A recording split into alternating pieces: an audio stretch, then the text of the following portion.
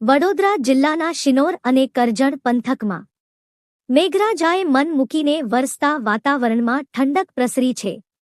શિનોર તાલુકાના અનેક ગામોમાં ખેતીલાયક વરસાદ નોંધાતા ખેડૂતોમાં ખુશીની લાગણી જોવા મળી રહી છે.